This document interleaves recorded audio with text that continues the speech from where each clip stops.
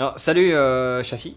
Oui, bonjour. Tu vas nous parler de ton personnage du coup, qui est un humain, il me semble. C'est ça. Donc vas-y, présente-le-moi. Alors, mon personnage s'appelle Howell Boxon. C'est D'accord. un humain, comme tu l'as dit, pas de caractéristiques physiques remarquables. Quelqu'un dans la norme, dans la moyenne, que ce soit au niveau de la taille, entre 1m60 et 1m70. Assez chétif, c'est pas quelqu'un qui est taillé de ouf alors qu'il a fait l'armée avant, curieusement.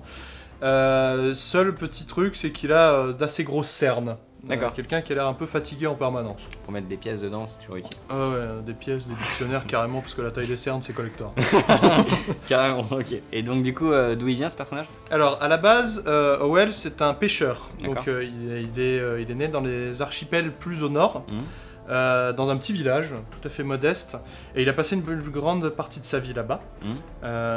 Mais un jour, l'église de l'Aube est venue pour sa grande croisade contre les Dratek, donc le D'accord. peuple des insectes contre qui elle est en guerre, et a cherché à recruter des volontaires dans les différents villages. Et donc, j'en ai fait partie, ainsi que tous les hommes valides de mon village. Et nous avons été embarqués dans une grosse croisade. Juste ou pas, on n'en sait rien. De toute façon, il y a eu beaucoup de morts et beaucoup de cruauté des deux côtés. Mais bon. Après, l'église de l'Aube, hein, c'est des compagnons. On peut pas trop leur en vouloir, c'est normal d'un côté qu'ils fassent ça. Hein, mais... Vous en faites pas.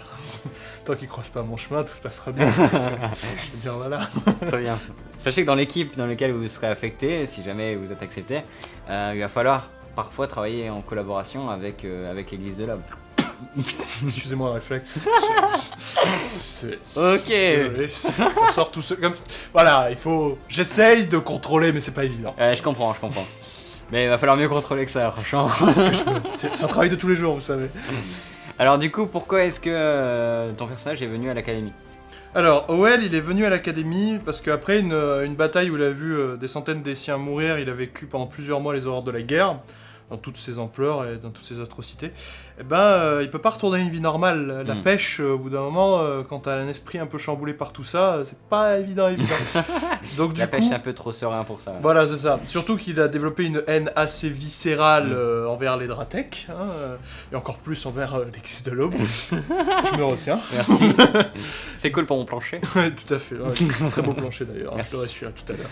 Mais donc du coup, il s'est orienté vers l'Ouroboros qui a envie de faire changer les choses sans s'appuyer sur un dieu unique, une religion et autres.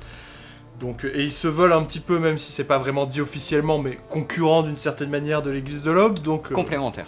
complémentaire, voilà. Un autre mot pour dire concurrent, c'est ce qui m'a séduit chez vous, vous voyez. Donc je suis venu notamment pour ça. Ok. Et je suppose que vous êtes accompagné, du moins aidé par un monolithe. Oui. Et quel est-il?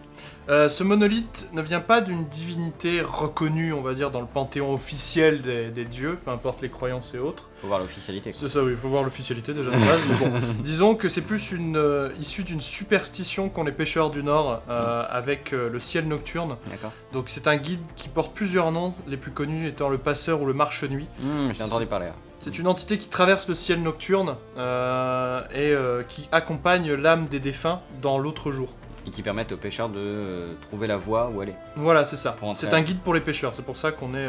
Ok. Voilà. C'est logique. Et du coup, qu'est-ce qui t'apporte ce monolithe? Grâce à lui, la nuit est mon domaine. C'est pas pour rien que mon personnage a d'immenses cernes. Voilà, c'est que il dort pas beaucoup. Parce que il voit mieux la nuit, beaucoup mieux, et il est aussi capable de... Voilà, je vais te dire, c'est passé un peu sous le tapis pendant l'entretien d'embauche, mais voilà, il peut se transporter d'une ombre à une autre. Ah, ça expliquerait pourquoi il nous manque des réserves de nourriture. Ouais. Non, c'est pas, je ne suis pas un glouton de nature, mais disons Mais que... un plâtre par contre. Oui, écoutez, il y a des rumeurs qui traînent. Disons que je tiens à ma vie affronter un homme ou des hommes. C'est bon, j'ai déjà affronté des Dratek, pas de problème. Mais des entités cheloues, des morts vivantes. Bon, écoutez, j'ai une vie, je tiens. J'ai survécu à une croisade, je fais ce que je peux pour m'en Parce qu'il y a sortir. quand même pas mal de rumeurs qui disent qu'à chaque fois qu'il y a quelque chose de dangereux, t'es le premier à fuir quand même. Oui, écoutez, il y a d'autres volontaires, il y a d'autres héros. Moi, je suis quelqu'un de beaucoup plus naturel et normal. Faut savoir que pendant la guerre, je n'étais pas quelqu'un, disons, un soldat très exemplaire, élite, ou je ne c'est guère. Hein. Non, j'étais juste un type enrôlé de force. C'était pas le cas de mon ami Bob Wheeler, celui-là, je vous le jure. Ah, Bob Wheeler.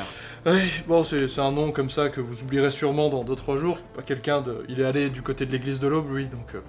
Ah oui, c'est ça que je me disais, ouais. Un porte-lumière, Bob c'est bon, Wheeler. ça va bien. Bon voilà, c'est un nom que je lance voilà, pour votre information, qui n'aura certainement aucune incidence par la suite. Mais voilà, je suis Pleutre parce que je tiens à ma vie, oui. D'accord, ok. Bon, bah, c'est bien pour votre vie, mais bon, pour votre futur groupe, hein, c'est plutôt moyen. Faudra éviter un peu de fuir à la moindre occasion. Je vais faire ce que je peux, mais voilà, j'ai qu'une vie. Et du coup, la contrepartie de ce monolithe, qu'est-ce que c'est? Alors c'est plutôt un rituel qu'une contrepartie, puisque ce n'est pas quelque chose qui est ultra fantasmagorique, comme beaucoup de gens possédant d'autres monolithes. En gros, tout ce que je dois faire, c'est qu'au crépuscule, je dois enterrer une pièce marquée de mon sang en terre. D'accord. En gros, je paye le tribut de mon âme au marche-nuit. Donc au final, la contrepartie, c'est de payer, et le rituel, c'est de se saigner en quelque sorte pour... C'est un peu marquer. cette idée-là, voilà. Ok, ça marche. Et pourquoi ce monolithe? Je suppose que c'est avec la pêche, vous avez du coup eu besoin de lui, peut-être? Alors, hein avec la pêche, oui. Si j'avais été un pêcheur lambda venu volontairement vers votre guilde, oui. Et non, c'est encore une fois grâce à cette croisade. C'est bien lui qui m'a sauvé les miches pendant que tous ceux qui priaient autour de moi, la fameuse église de l'homme se faisait massacrer, taillée en pièces. Donc voilà, le marche-nuit me semble un peu plus fiable qu'une divinité prétendument omnisciente et omnipotente, voilà. Ok, je comprends. C'est un choix purement logique. On va pas s'attarder du coup sur nos amis. Et du coup, quelle compétence a ton personnage? Alors, mon personnage, il a les compétences donc, du vagabond, donc beaucoup de mobilité. Ouais. Il est capable de se tapir dans les ombres. Il est capable d'effectuer des ruades aussi rapides que redoutables, n'est-ce pas? Assassiner quelqu'un, donc ça, le classique. T'attends que la personne ne te voit plus, puis tu lui plantes un coup de dague là où ça fait bien mal. Propre. Ou alors un petit salto, parce qu'on aime bien faire quelques cabrilles de temps en temps, mais ça, c'est avec les collègues. Voilà, on tire un trait là-dessus. On se dit qu'il fallait rajouter un peu de pimp sur notre classe. Bon, après, à part ça, je me démarque pour quelques petites subtilités. Notamment, j'ai une utilisation de dagues et d'essayer de me jeter de tout mon poids sur les omoplates de la cible pour le jeter à terre. D'accord. Une piqûre, comme j'appelle cette technique, c'est-à-dire que je me faufile à travers des couches de l'armure de l'ennemi juste pour insérer du poison. Ah oui, Une propre. petite coupure simple, mais qui empoisonne mortellement. Sinon, le classique fumigène, parce que je tiens à ma fuir. vie, voilà, j'aime pouvoir fuir, donc un bon nuage de fumée, Forcément. c'est la classique. Ça pourra Et aider sûrement votre troupe. ma petite spécialité, voilà, dont je ne suis pas peu fier, c'est ma monnaie piégée. D'ordinaire de simples pièces, mais vous appuyez une petite pression sur le corps de la pièce et vous la lancez, et un petit gaz poivré s'en échappera. Très pratique, très pratique. Encore pour fuir. Oh, pour enquiquiner le voisin, ça fait ça de multiples usages. Et du coup, oui, vagabond, c'est la classe de ton personnage. C'est ça, vagabond, je suis vagabond. Ok. Donc vagabond, c'est une classe qui permet de fuir facilement, de se déplacer avec agilité, d'attaquer au bon moment. C'est ça, c'est plutôt dans l'ordre des attaques opportunistes. D'accord. Donc c'est un personnage qui est basé sur l'agilité et la force, qui devra timer, si je puis dire, son moment de frapper. Mais lorsqu'il frappera, c'est pour enlever une vie. Ok. Pas mal. Bon, j'avoue qu'il y a des points positifs quand même à tout ça. Hein. Il n'y a pas qu'à l'acheter, quoi. Disons que c'est le point négatif, mais je m'en sors bien sur d'autres aspects. Ouais. Ça rattrape. C'est vrai. Bah écoute, je pense qu'on a fait le tour de ton personnage. Merci beaucoup à toi. Bah, Et merci puis, à toi. j'espère que tes dagues feront ruisseler le sang avec la troupe d'aventuriers qui t'attend. Allez, à bientôt.